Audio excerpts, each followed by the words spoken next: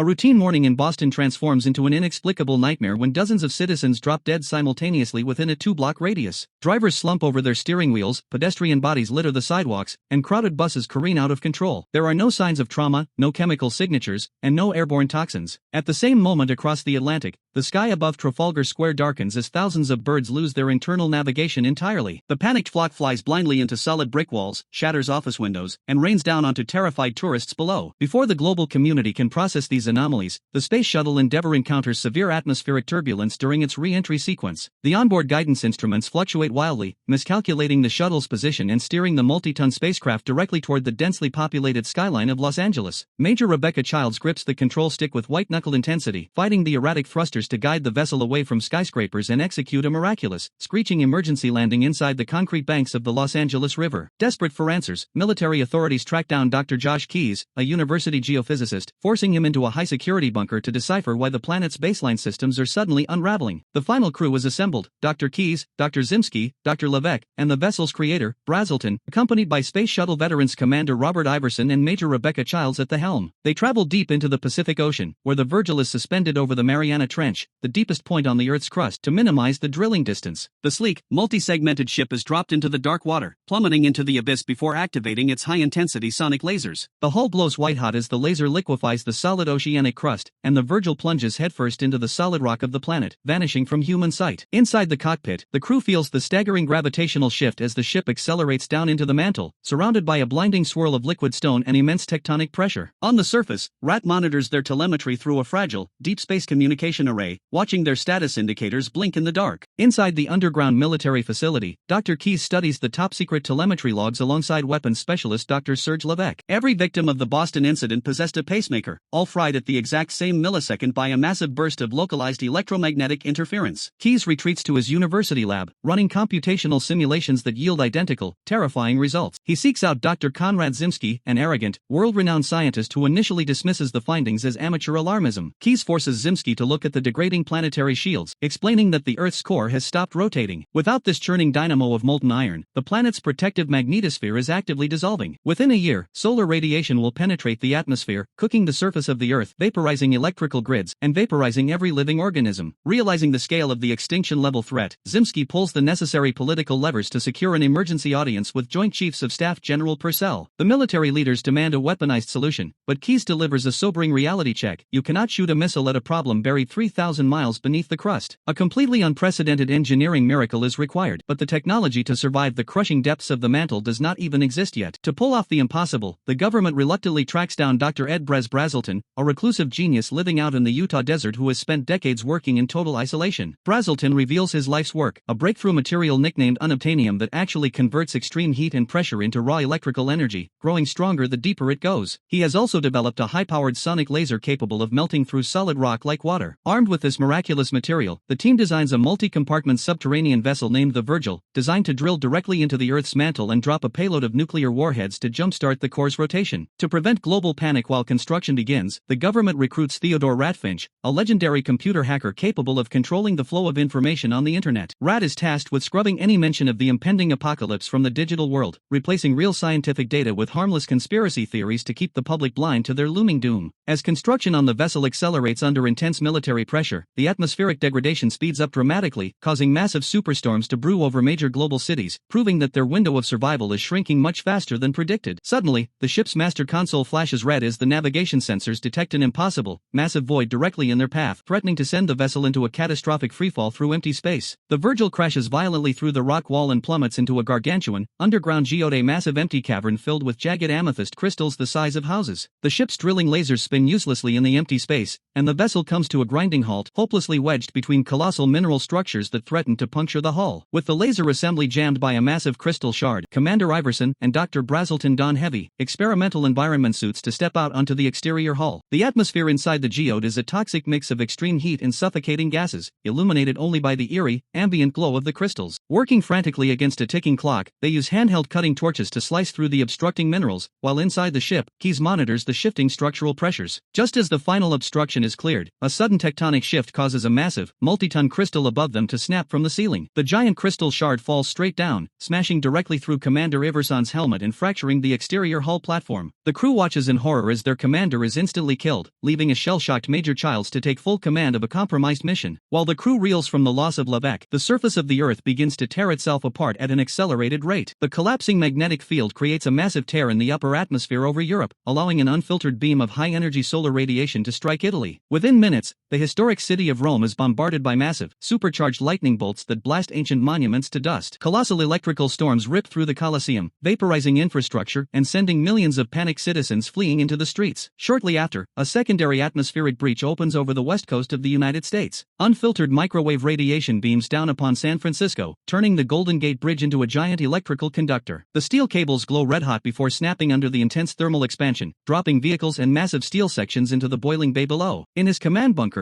Rat works with bloodshot eyes, hacking into global news feeds and rerouting internet traffic to suppress the footage of the destruction, desperately buying the crew underground a few more hours before global civilization descends into total, irreversible anarchy. Stepping into the command chair, Major Childs guns the engines, forcing the Virgil out of the collapsing geode and back into the dense, churning magma of the lower mantle. The loss of Iverson weighs heavily on the crew, but the deep Earth environment offers no time for grief. As they dive deeper, the external temperature monitors spike rapidly, pushing the unobtainium hull to its absolute structural limits. Suddenly, a dense cloud of deep mantle diamonds materials far harder than ordinary rock scrapes along the ship's midsection, tearing away external sensor arrays and cutting deep gouges into the rear compartments. The friction triggers a catastrophic system failure in the auxiliary fuel section, causing a massive internal fire that threatens to detonate the entire ship. The automated safety systems override manual control, initiating a countdown to seal off and eject the compromised compartment to save the rest of the ship. However, Dr. Serge Levesque is trapped inside that exact module, desperately trying to retrieve the vital nuclear launch codes required to complete the mission. Keyes throws himself against the heavy emergency door, trying to override the lock, but Levesque looks through the reinforced glass window, sealing the door from the inside to save his friend. The compartment detonates and ejects into the magma sea, taking Levesque with it. Deep inside the outer core, Keyes and Zimsky reanalyze their seismic data and uncover a fatal miscalculation. The fluid density of the core is far lower than expected. The nuclear payload currently aboard the Virgil will not create a massive enough shockwave to jumpstart the rotation. Instead, the blast will simply dissipate into the liquid metal like a firecracker in an ocean. Zimsky panics, declaring the mission a failure and demanding an immediate retreat, but General Purcell contacts them via a low-frequency radio burst with a terrifying directive. The military is ordering them to abort the mission immediately because they are activating a secret surface weapon called Project Destiny. Zimsky reluctantly confesses that he helped design Destiny, an ultra-high-frequency seismic weapon meant to trigger targeted earthquakes in enemy territory. The weapon's initial covert test was the exact event that accidentally stalled the Earth's core in the first place. The military brass believes that firing the weapon a second time will reverse the damage, but Keyes realizes the math is completely wrong. Firing Destiny again will not restart the core, it will destabilize the tectonic plates permanently, tearing the planet's crust apart from the inside out. Keyes manages to bypass the military encryption to establish a direct link to Rat back on the surface. He begs the young hacker to infiltrate the military's secure mainframe and shut down the power grid feeding Project Destiny before the weapon finishes its charging cycle. Rat hesitates, knowing that targeting the military's most secure black site will make him a wanted fugitive for life, but he agrees to risk everything. Using a series of complex proxy servers, Rat wages a frantic digital war against government firewalls, systematically overloading the weapon's primary cooling systems just seconds before the firing sequence initiates. Deep underground, the Virgil presses forward into the outer core, but the immense turbulence of the liquid iron environment causes a massive mechanical failure in the primary hydraulic lines. The ship's automated emergency overrides lock down the main coupling mechanism, preventing the crew from releasing the next nuclear deployment module. Without manual intervention from inside the dangerous engineering crawlspace, the ship will remain permanently immobilized, trapped in the path of the impending nuclear blasts. The engineering crawlspace is flooded with lethal levels of radiant heat, measuring well over several hundred degrees. Dr. Brazelton looks at the young crew, knowing that whoever enters that compartment will not survive the trip back. Before Keyes can stop him, Brazelton seals himself inside the access tube, instantly gasping for air as his protective suit begins to smoke against the blistering environment. His skin blisters and his vision blurs as he drags his failing body across the white-hot metal pipes, reaching the manual release lever with trembling hands. With his final ounce of strength, Brazelton throws his body weight against the heavy iron lever, overriding the frozen hydraulic system and freeing the nuclear compartment. He collapses onto the floor as the air system fails completely, dying inside the machine he spent his entire life building. Outside, Keyes and Childs weep as they watch the compartments separate, but they are interrupted by Zimsky, who points out another structural crisis. The master control console reveals that the nuclear bombs cannot be detonated remotely due to interference from the liquid metal. They must be dropped individually at precise distances to create a coordinated fluid ripple effect. Keyes and Zimsky race against time to reprogram each nuclear warhead's internal timer to detonate in a precise, mathematical sequence. As they work in the vibrating hold, a massive piece of shifting debris from the outer core slams into the vessel, throwing the remaining modules out of alignment. A multi-ton nuclear canister breaks free from its heavy mounting tracks, sliding across the floor and pinning Zimski's legs beneath its massive weight. Keyes tries frantically to lift the crushing metal cylinder, but Zimski pushes him away, realizing the automatic drop sequence has already begun and his compartment is scheduled to be jettisoned next. In his final moments, the arrogant scientist drops his facade, using his mathematical genius to help Keyes calculate the exact spacing needed for the final bomb to succeed. Zimski forces Keyes out of the hatch and seals the lock just as the module detonates behind him. Now, only Dr. Keyes and Major Childs remain alive inside the lone cockpit module of the Virgil, left with one final nuclear bomb but lacking the necessary explosive yield to trigger the final, crucial wave of the restart sequence. Looking at the final bomb, Keyes realizes they can use the unobtainium hull of their own cockpit as a makeshift energy amplifier. By wiring the ship's primary power core directly into the nuclear warhead, the exploding material will react with the hull, multiplying the blast force exponentially. Major Childs manually strips the heavy high-voltage cables from the main console, routing the raw power straight into the bomb's firing matrix. They drop the final payload into the swirling abyss, gunning the emergency thrusters to ride the rising thermal updrafts away from the blast zone. The sequence of nuclear explosions detonates in a perfect chain reaction, creating a massive kinetic ripple that forces the stalled outer core back into a steady, churning rotation. The planet's protective magnetosphere instantly snaps back into place, neutralizing the deadly solar storms on the surface. Trapped in the dark ocean depths of the crust, the battered cockpit of the Virgil floats silently toward the seafloor, completely out of fuel and power. Back on the surface,